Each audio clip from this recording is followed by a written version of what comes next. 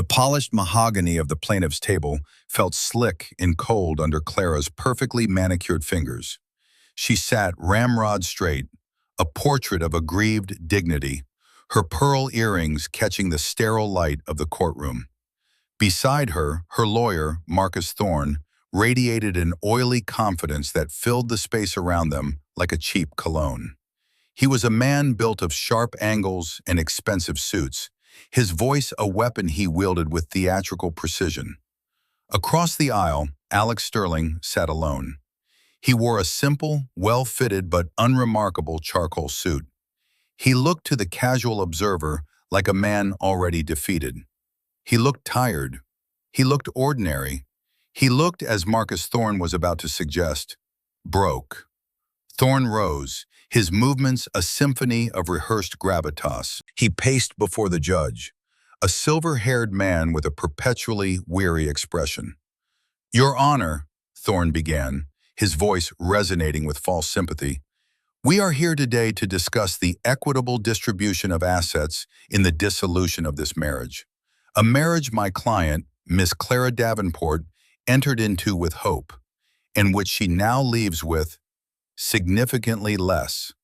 He paused, letting the implication hang in the air. He gestured a dismissive hand toward Alex. "Mr. Sterling came into this union with nothing but ambition. Ambition my client and her family generously supported.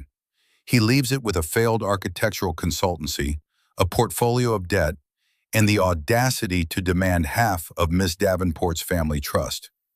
Clara's father, a real estate magnate named Julian Davenport, puffed out his chest from his seat in the front row of the gallery. He nodded gravely, a king watching a peasant be put in his place. Alex didn't move. His gaze was fixed on Thorne, his expression unreadable. His hands rested calmly in his lap, one covering the other.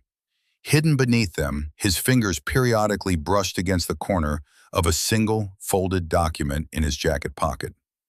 It was a simple piece of paper, but it felt as heavy as a gold brick. "The truth, Your Honor, is simple," Thorne continued, turning to face Alex directly, his lips curling into a sneer. "My client has been the sole financial pillar of this household for years. She has funded his flights of fancy, his artistic projects that have yielded precisely zero return. To award him anything more than a pittance would be to reward failure. Mr. Sterling is, to put it plainly and without malice, broke.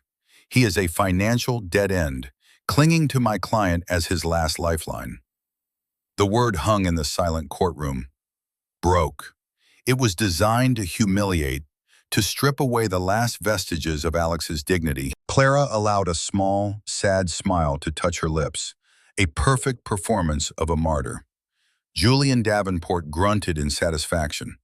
They all saw the man in the simple suit, the man who had never cared for their ostentatious displays of wealth, and they saw weakness. They saw a problem that could be crushed with money and legal maneuvering. They didn't know. They couldn't possibly know what was happening at that very moment, miles away in the silent, humming server rooms of a national bank. They didn't know about the final authorization code Alex had entered on his phone an hour earlier, sitting in the courthouse cafeteria with a cup of vending machine coffee. They didn't see the digital cascade of verifications, the cryptographic handshakes, the silent, inexorable flow of capital being redirected.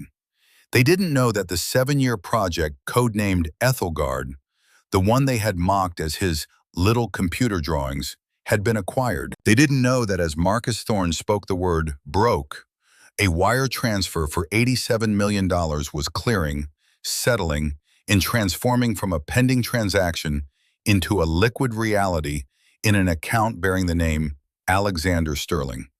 Within an hour, their entire world, built on the bedrock of their assumed superiority, would be fractured beyond repair. It's amazing how a single word can change a life, isn't it? Sometimes it's yes, sometimes it's guilty, and sometimes it's a word like broke, spoken with such arrogance that it triggers an avalanche. Have you ever been in a situation where someone completely underestimated you, where they thought they had you all figured out? Let me know down in the comments where you're watching from. I'd love to hear it. Now stick with me because what happened next in that courtroom was something none of them could have ever seen coming. The humiliation hadn't begun in the courtroom. It was a slow-growing cancer that had metastasized over the last 2 years of their marriage. The seeds had been planted at a dinner party, one of Clara's meticulously orchestrated events designed to showcase her family's wealth and influence.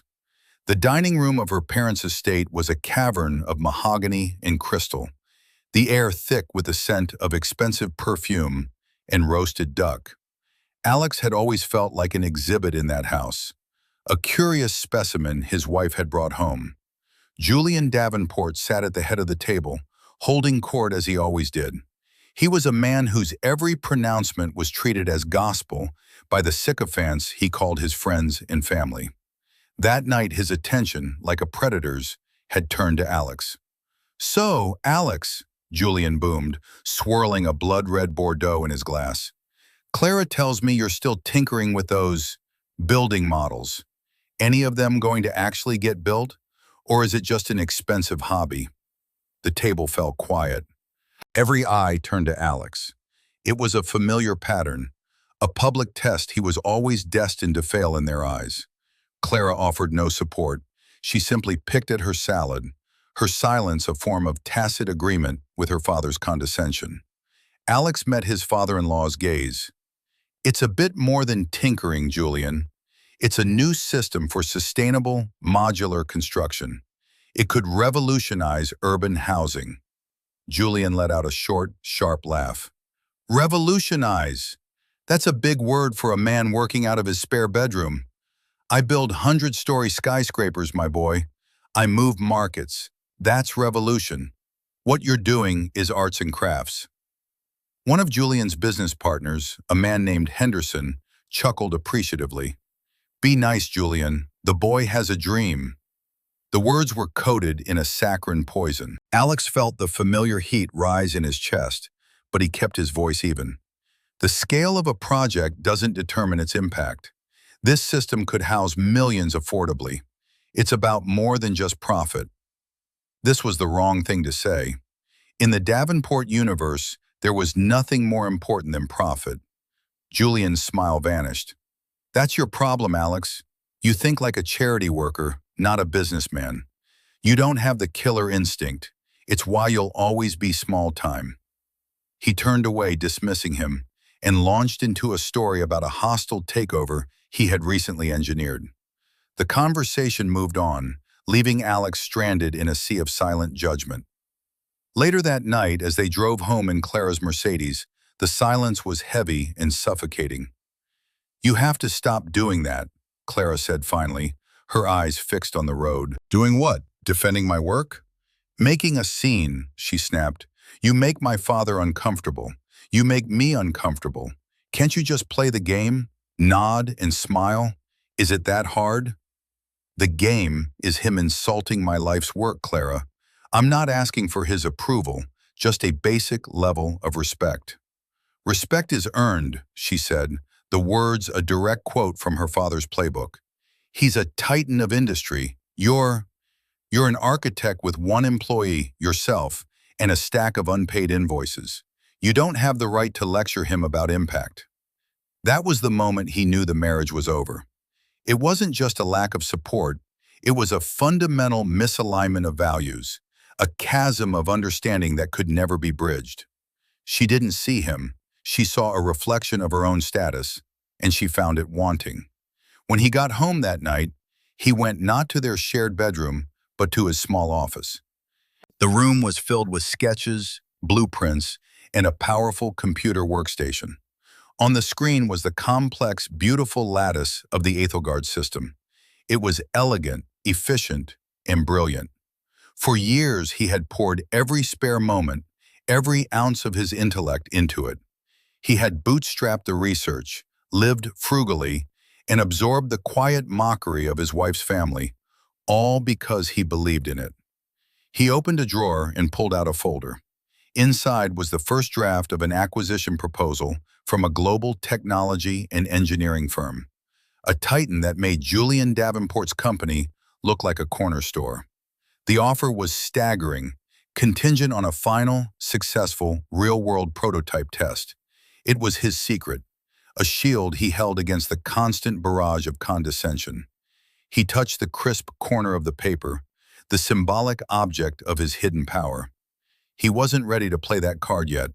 The prototype wasn't finished. The deal wasn't secure. For now, he had to endure. He had to absorb their scorn and wait for the right moment, a moment when the foundation of their arrogance would be turned to dust. That night, he saw the courtroom in his future, a final stage where the truth would be revealed, not through anger or argument, but through a simple, undeniable fact. The weeks leading up to the court date were a masterclass in psychological warfare, orchestrated by Marcus Thorne. The letters began arriving, delivered by courier to Alex's modest rented apartment. They were printed on thick, creamy bond paper, the law firm's letterhead embossed in imposing gold script. Each one was a carefully crafted instrument of intimidation.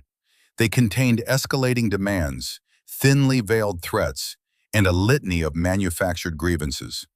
One letter accused him of hiding assets, a laughable claim given the shoestring budget he was living on while finalizing the Ethelgard prototype. Thorne demanded a full, forensic accounting of his failing business, a move designed to bury him in paperwork and legal fees he presumably couldn't afford.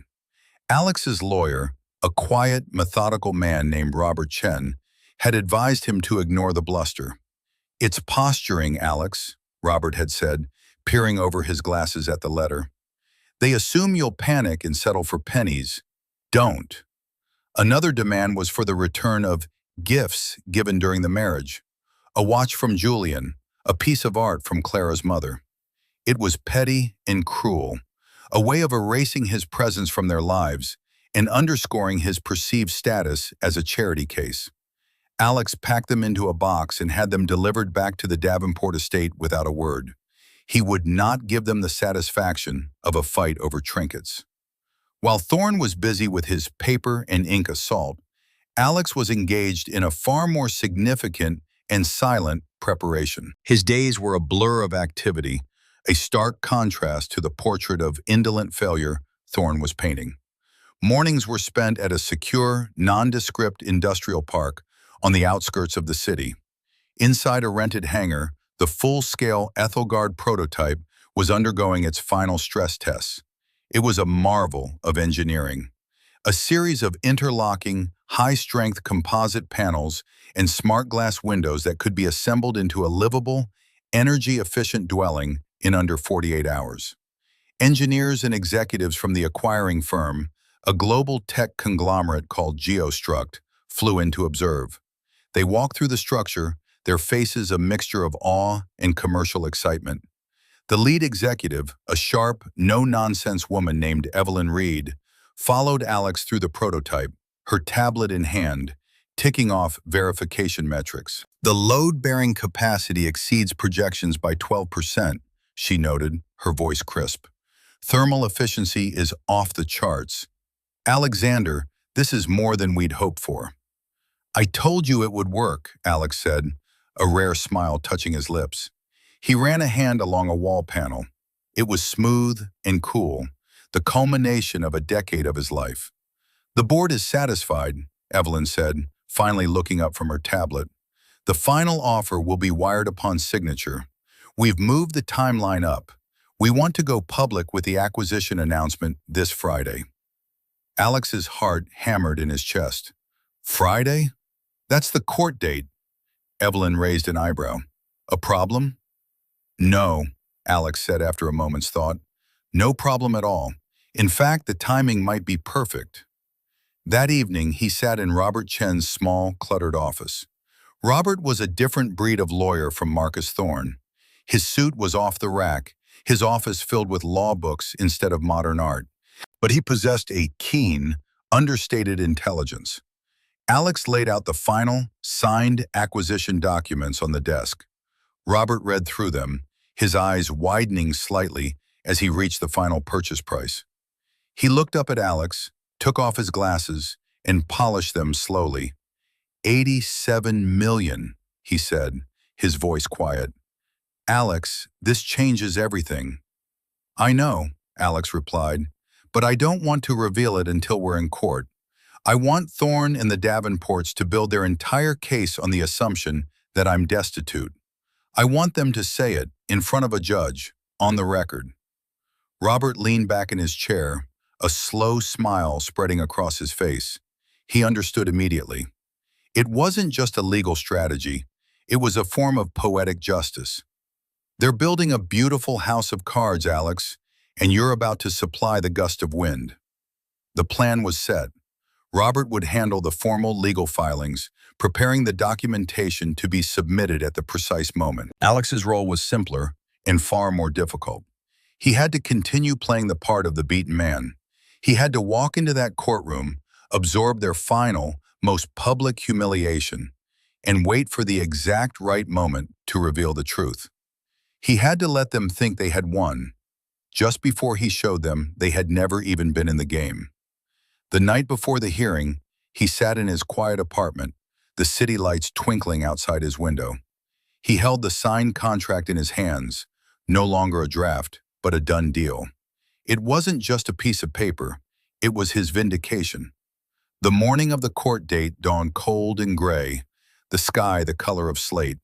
A fine, persistent drizzle slicked the city streets, mirroring the bleak mood that had settled over Alex as he prepared for the day's confrontation. He chose his charcoal suit with deliberate care. It was the same one he had worn to his father's funeral years ago, a garment of solemnity and quiet strength. It was not a suit of wealth, but one of resilience. He bypassed the expensive watch Julian had once given him, the one he had already returned, and instead strapped on his old, simple timepiece with a worn leather band. It had been his grandfather's, a watchmaker's. It was a reminder of a different kind of value, of craft, of legacy, of time patiently served. He arrived at the courthouse early, taking a seat on a wooden bench in the grand, echoing rotunda. He watched as people hurried past, lawyers with their important briefcases, anxious clients, court staff moving with practiced efficiency. He felt strangely calm, a quiet island in the center of a rushing river. This was the quiet before the storm, the deep breath before the plunge. He thought about the years of quiet work, the lonely nights, the dismissed ideas. He thought about Clara's casual cruelty, Julian's booming condescension. He felt a pang, not of anger, but of a profound sadness for what had been lost, for the people they had revealed themselves to be. Clara and her entourage arrived 20 minutes later, making an entrance as subtle as a thunderclap. Clara was dressed in a stark white power suit that cost more than Alex's monthly rent, her blonde hair perfectly coiffed. Her father, Julian, and her mother, a woman who communicated primarily through disappointed sighs, flanked her like sentinels. And then there was Marcus Thorne, preening and confident, his briefcase looking like it was made from the hide of an endangered animal. They were a phalanx of privilege, moving through the courthouse as if they owned it. They spotted Alex on the bench. Thorne gave a slight, contemptuous nod. Clara looked straight through him, her expression a carefully constructed mask of pained indifference. Julian just scowled. They didn't approach, they didn't need to. Their collective disdain was a physical force, a wave of judgment that washed over him. Alex simply met their gazes for a moment, then looked away, back to the simple face of his grandfather's watch. Patience. The time was coming. Inside the courtroom, the atmosphere was thick with tension. The room was old, with dark wood paneling and worn floors that creaked with history. It smelled of old paper and stale coffee. Alex and his lawyer, Robert Chen, took their seats at the defendant's table. It was smaller, less imposing than the plaintiff's table, where Clara and Thorne settled in. The geography of the room was a metaphor for the perceived power dynamic. The bailiff called the court to order. "All rise." Judge Eleanor Vance entered, a formidable woman in her late 60s with intelligent eyes that missed nothing. She settled into her high-backed chair and surveyed the room. Her gaze lingered for a moment on Alex, then on Clara. She had seen 1,000 cases like this, 1,000 stories of love curdled into resentment. We are here to hear the petition for dissolution of marriage between Miss Clara Davenport and Mr. Alexander Sterling, she began, her voice clear and authoritative.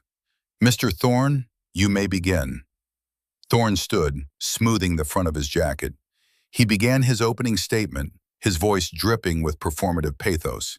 He painted a picture of Clara as a generous, long-suffering spouse, a woman who had poured her heart and her family's resources into a man who gave nothing back.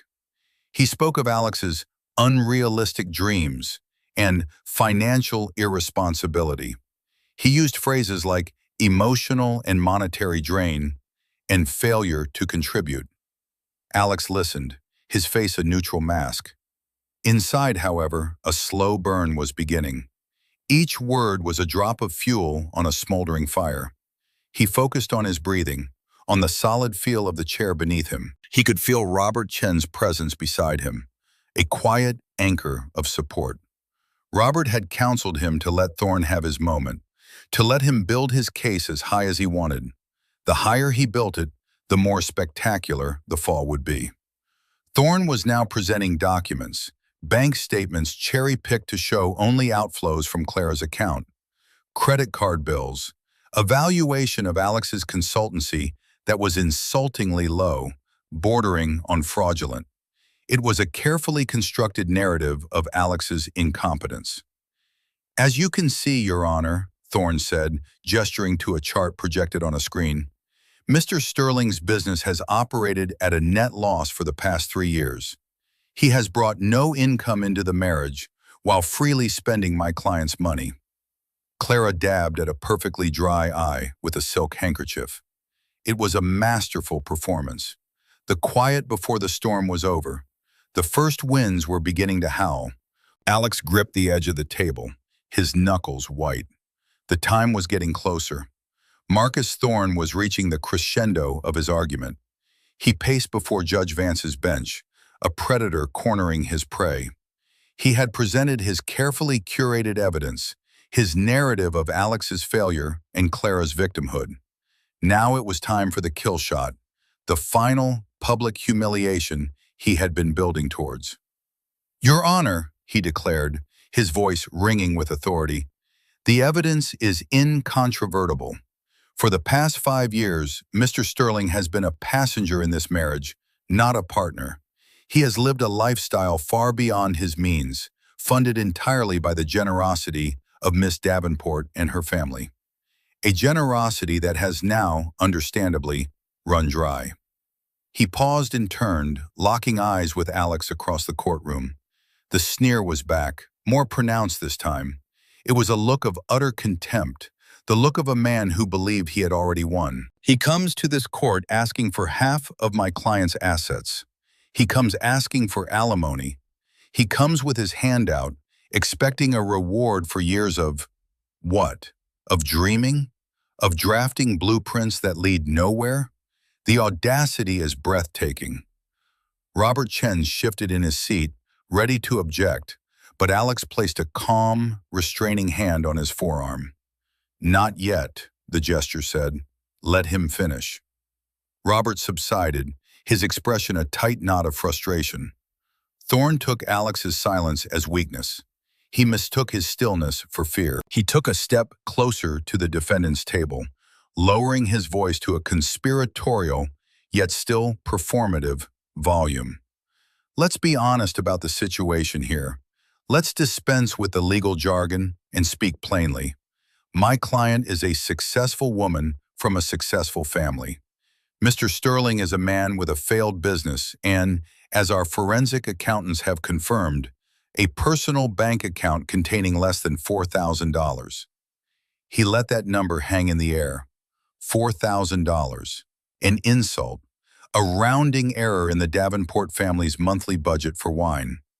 He is asking for a golden parachute after crashing the plane. He is asking this court to sanction a heist. Your Honor, Mr. Sterling is, to put it plainly, broke. He said the word with a final, dismissive flourish. It was the centerpiece of his entire case, the foundation upon which he had built his argument. He had said it, on the record, in front of a judge. He turned back to Judge Vance, a triumphant smile playing on his lips, confident he had just sealed his case. The courtroom was silent. Judge Vance looked from Thorne's smug face to Alex's impassive one. Her expression was neutral, but her sharp eyes were assessing, waiting. She had seen countless lawyers bluster and posture, but Thorne's open contempt for the opposing party was notable. "Mr. Sterling," the judge said, her voice cutting through the silence, "do you or your counsel have a response to Mr. Thorne's assertions?" This was the moment, the culmination of years of quiet work and quiet suffering. Robert Chen began to rise, his briefcase open, ready to launch the counterattack they had planned. But once again, Alex stopped him. He shook his head slightly. He would do this himself. Slowly, deliberately, Alex Sterling stood up. He was not an imposing man physically, but as he rose, he seemed to draw all the energy in the room toward him. He didn't look at the judge. He didn't look at his wife. He looked directly at Marcus Thorne. His voice, when he spoke, was not loud. It was calm, measured, and carried a weight that Thorne's booming theatrics had lacked. "Mr. Thorne," he began, the picture of composure. "You've built a very compelling story. It's a good story, well rehearsed, but it has one fundamental flaw." Thorne scoffed. "Oh, and what might that be, Mr. Sterling?" Alex's gaze was unwavering. "It's out of date." He reached into his suit jacket, the one he wore for funerals and solemn occasions, and pulled out the single, folded document. It was a simple printout, a confirmation page from his bank's online portal. He didn't show it to anyone yet. He just held it in his hand. "You're correct about one thing," Alex continued, his voice as steady as a rock. "My personal account balance, as of yesterday, was indeed quite low. I've been liquidating assets for months to fund the final phase of a project." Julian Davenport let out a derisive snort from the gallery. Alex's eyes flickered to him for a fraction of a second, then back to Thorne. "You see, the project you and your client have so often mocked, the one my father-in-law referred to as arts and crafts, was called Aethelgard. And yesterday afternoon, the final prototype passed its Phase 3 evaluation with Geostruct International." A flicker of confusion crossed Thorne's face. The name Geostruct meant something. It was a global behemoth. Alex let the silence stretch for a beat. He let them process the name. He let their arrogance begin to curdle into uncertainty. "I'm afraid your forensic accountants, as thorough as they may have been, were working with yesterday's information," Alex said, his voice dropping slightly, becoming even quieter, which only made it more powerful. "Because as of 9:15 this morning, approximately 1 hour ago, a wire transfer for the initial acquisition payment cleared into my personal account." He paused, letting the silence in the courtroom become absolute. Every person was frozen, leaning forward, waiting for the rest of the sentence. Clara's mask of indifference was beginning to crack, a tiny fissure of alarm appearing between her brows. Alex delivered the final words with no emotion, as if reading a weather report. The transfer was for $87 million. The quiet bomb had been dropped. The number echoed in the stunned silence of the courtroom, an impossible, incomprehensible figure. 87 million. It was a number that didn't just refute Thorne's argument, it annihilated it. It vaporized the entire foundation of their case, their condescension, their years of smug superiority. Marcus Thorne's jaw literally dropped. His face, moments before a mask of triumphant arrogance, had gone slack with disbelief. Color drained from his cheeks, leaving behind a pasty gray pallor. He stared at Alex, his mouth opening and closing silently, like a fish gasping for air. That's impossible," he finally stammered, his voice a hoarse whisper, all its previous resonance gone. "You're lying. This is a desperate stunt." Clara's reaction was even more dramatic. The carefully constructed facade of the aggrieved wife shattered into a million pieces. Her face was a canvas of shock, confusion, and a dawning, horrifying understanding. Her eyes, wide and unblinking, were fixed on Alex, but she wasn't seeing the husband she had dismissed as a failure. She was seeing a stranger, a man who held a power she couldn't comprehend. In the gallery, her father Julian shot to his feet, his face turning a dangerous shade of crimson. "Objection!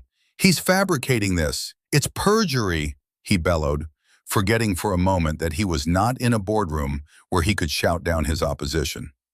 "Mr. Davenport, you will sit down and be silent, or I will have you removed," Judge Vance snapped, her voice cracking like a whip. Her gaze, sharp and intense, was now fixed on Alex. "Mr. Sterling, you have made an extraordinary claim. You will provide proof, immediately."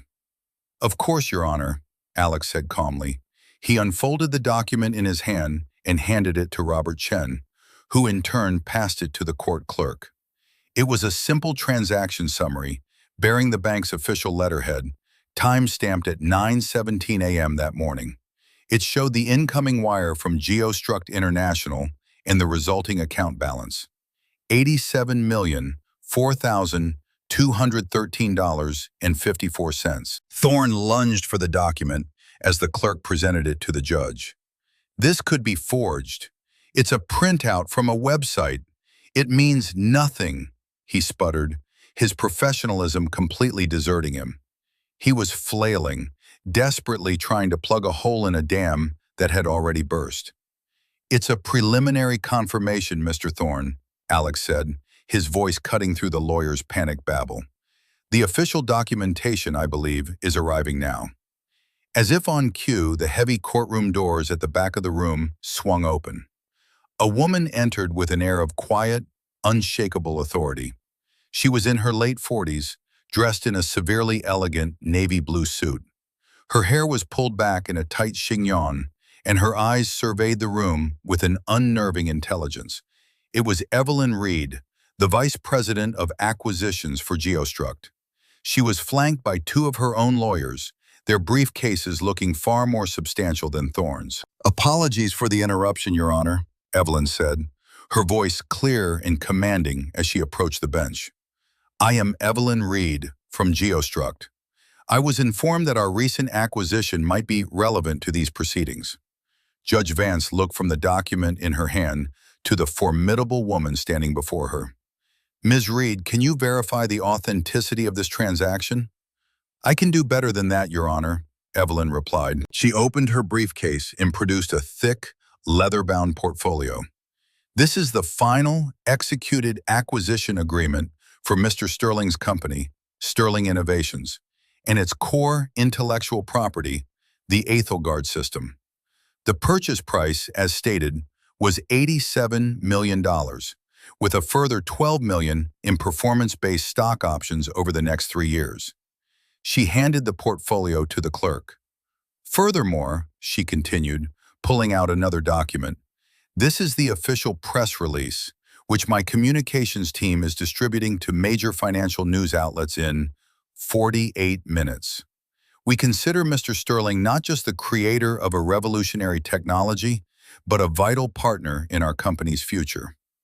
The portfolio landed on the judge's bench with a solid, definitive thud. Each word Evelyn Reed spoke was another nail in the coffin of Marcus Thorne's case and the Davenport's worldview. The truth was no longer just Alex's claim. It was a corporate fact, about to become public knowledge.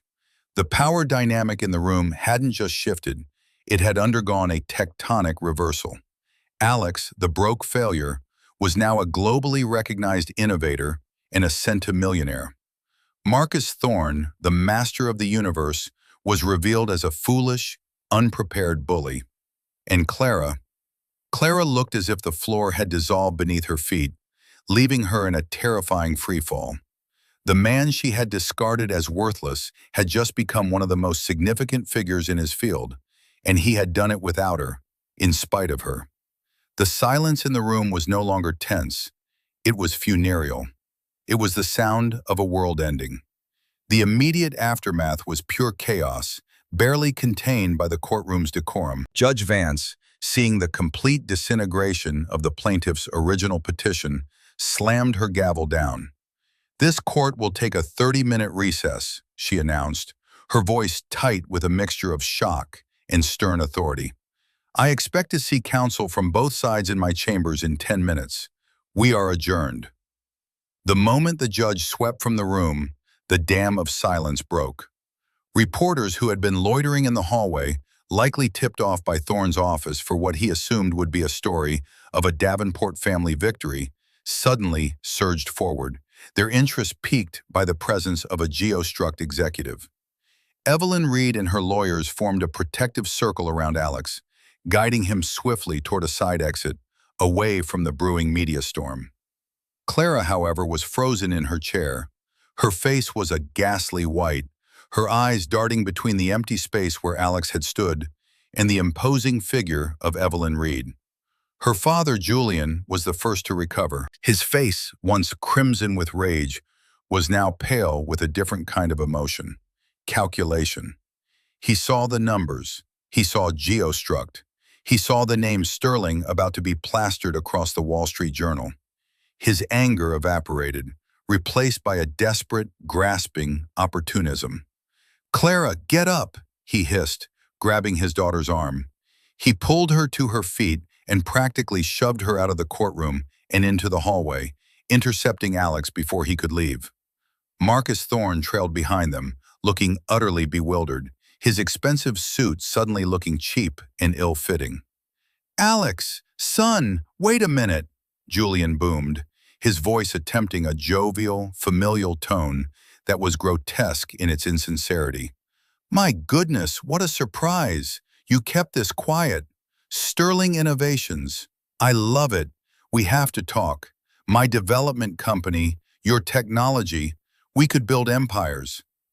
Alex stopped and turned slowly. He looked at his father-in-law, the man who had called his work arts and crafts, and labeled him small time. He saw no remorse in Julian's eyes, only the glint of avarice. Clara pushed past her father, her own face a desperate mess of confusion and regret.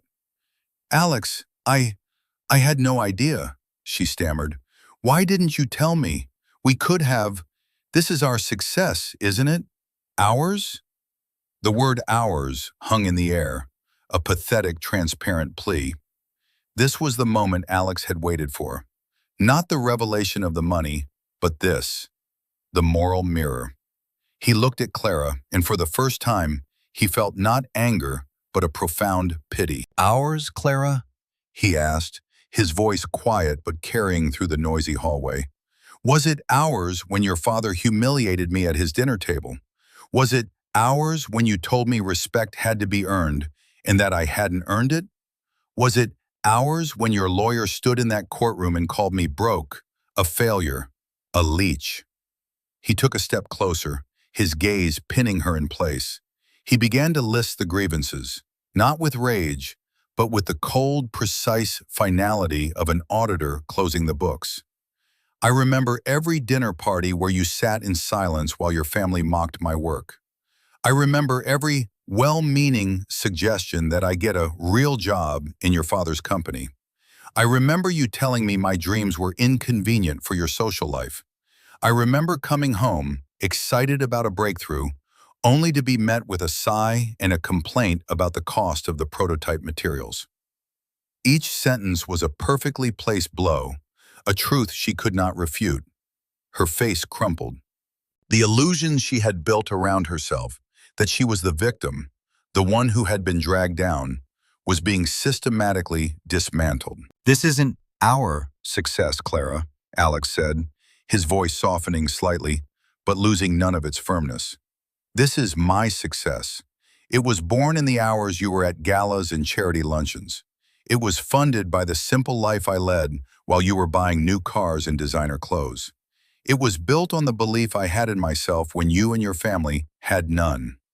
He then turned his gaze to Julian. "And you," he said, "you don't see a son-in-law. You see a new asset to be leveraged, Your empire has no place for my technology. My work is about building sustainable communities, not luxury condos that sit empty as investment properties. We have nothing to talk about." He looked back at Clara one last time. "The foundation of our marriage wasn't money, Clara. It was respect. And you let yours crumble to dust a long time ago." With that, he turned and walked away, flanked by Evelyn Reed, leaving Clara, her father, and their disgraced lawyer standing in the middle of the hallway, the architects of their own ruin, finally forced to look at the wreckage they had created. The weeks that followed the courtroom revelation were a study in collapsing realities. For the Davenports, the world they had so carefully constructed, a world governed by their wealth and influence, began to unravel. The geo-struck press release hit the financial world like a thunderbolt. Alexander Sterling was no longer Clara's failed husband. He was the celebrated innovator behind a technology poised to disrupt the global construction industry. The story was irresistible. The underestimated genius, the secret project, the staggering payday. And woven into every article was the delicious irony of the divorce hearing, a detail leaked by a dozen people who had been in the courtroom. Marcus Thorne's career went into a nosedive. To be so spectacularly wrong, so publicly humiliated, was a fatal blow in a world built on the perception of infallibility. His clients, wealthy individuals who valued discretion and above all winning, began to quietly move their accounts to other firms. Thorne was no longer the shark of the family law circuit. He was a cautionary tale, the lawyer who called a multimillionaire broke. Clara's life imploded. Her social circle, a constellation of fair-weather friends who orbited the gravitational pull of her family's money, suddenly grew distant. The narrative had shifted. She was no longer the tragic heroine, escaping a burdensome marriage. She was the foolish woman who had fumbled a winning lottery ticket, the one who had failed to see the diamond in her own home. The pity she received was laced with contempt. Her father, furious at the public embarrassment and the missed financial opportunity, turned his formidable temper on her. The endless river of money that had funded her lifestyle slowed to a trickle. For the first time in her life, Clara was forced to look at price tags, to consider consequences. The white power suit and pearl earrings were put away, replaced by the drab uniform of a life lived in a diminished reality. Alex, in stark contrast, did not change his life in the ways the world expected. There was no mansion, no fleet of exotic cars, no ostentatious displays of his newfound wealth. He moved out of his small rental apartment, but not into a penthouse. He bought a beautifully restored brownstone in a quiet, historic neighborhood, a home with character and soul, not just square footage. His first major act was not an indulgence, but an investment in the future. He established the Sterling Foundation, an organization dedicated to funding research into sustainable urban development and providing grants to young architects with innovative ideas, the kind of support he never had. The divorce proceedings resumed, but the dynamic was entirely different. Clara, now represented by a far more humble and pragmatic lawyer, was no longer in a position to make demands. Alex, guided by Robert Chen, was not vindictive. He was fair. He offered a settlement that was generous by any normal standard, but it was a world away from the fortune Clara and her family had expected to fleece from him.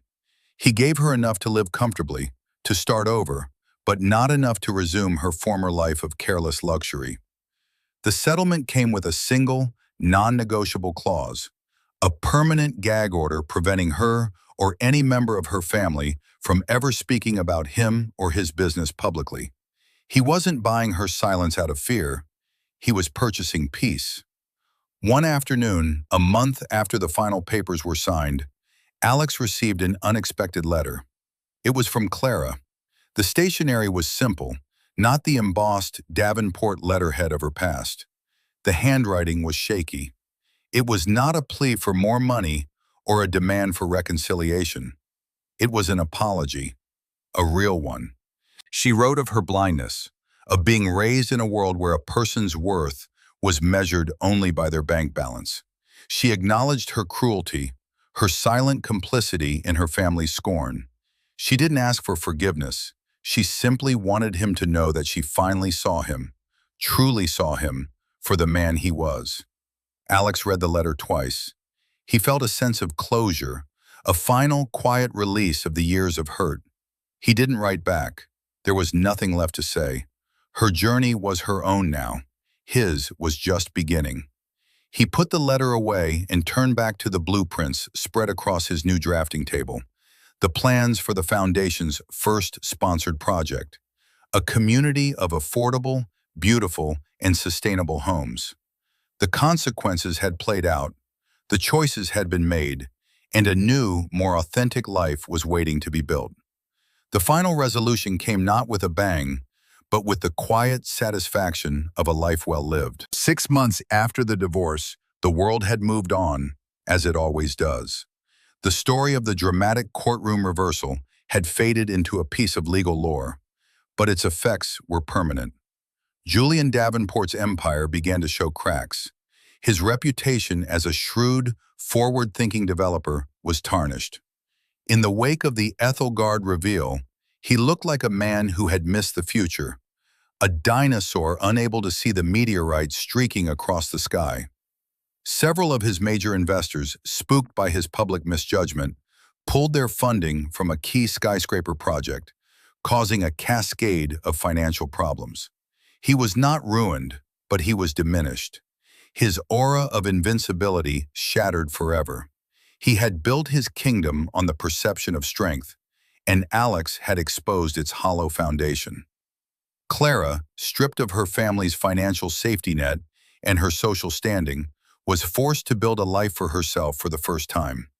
She got a job working at an art gallery. The work was humbling, the pay modest. She sold her Mercedes and bought a sensible sedan. She learned to budget, to live within her means. In the process, she began to discover a version of herself that wasn't defined by her father's name or her husband's status. There was a quiet dignity in her new life, a hard-won authenticity she had never known. The apology letter had been the first step. The rest was a long, solitary road toward a different kind of worth. Alex thrived, but in his own quiet, deliberate way. He became a respected, if somewhat reclusive figure in the worlds of technology and philanthropy. He deflected most interview requests, preferring to let the work of his foundation speak for itself. He found joy not in the endless accumulation of wealth, but in its strategic application to create positive change. His name on a building came to mean more than just luxury. It signified innovation, sustainability, and hope. He sat now in his office, a beautiful, light-filled space on the top floor of his brownstone. The walls were not lined with awards or accolades, but with sketches and architectural models of projects funded by his foundation. Below, the city hummed with life, a complex organism of steel, glass, and humanity. He looked down at his hands, the hands of a builder, a creator. He thought back to that day in the courtroom, to the feeling of Marcus Thorne's insult, the weight of the word broke. He realized now that they had been right, in a way. He had been broke. Not financially, but in spirit. He had been broken by a relationship that chipped away at his self-worth, broken by the constant need to justify his passion to people who would never understand it. The $87 million hadn't fixed him. It had simply been the key that unlocked the cage he had been in, allowing him to walk away and heal. His true wealth was not the number in his bank account. It was the integrity he had maintained in the face of their scorn. It was the patience to see his vision through. It was the strength to be fair when he could have been vengeful. It was the quiet satisfaction of seeing his work, his arts and crafts, begin to change the world for the better, one community at a time. The courtroom drama was just a single chapter in a much larger story. The real victory wasn't in proving them wrong, it was in proving himself right. He picked up a pencil and turned to a fresh sheet of paper on his drafting table. A new idea was taking shape in his mind. a design for a new kind of urban park, one that could generate its own power and clean the air around it. A small smile touched his lips. The work was what mattered. It always had been. The noise of the past had faded, replaced by the quiet, hopeful whisper of the future he was now free to build. And so we come to the end of Alex's story. It's a powerful reminder that a person's value can never be truly measured by their wallet or the opinions of those who refuse to see their worth. True strength lies in integrity, patience, and believing in your own vision, even when no one else does. It's about knowing your own value long before the world acknowledges it. What do you think is the most important lesson from this story? Is it the satisfaction of seeing arrogance get its comeuppance? Or is it the quiet dignity with which Alex handled his victory? I'd love to read your thoughts in the comments below. If you enjoyed this story and want to hear more like it, please hit that like button and consider subscribing to the channel. Thank you for joining me, and I'll see you in the next one.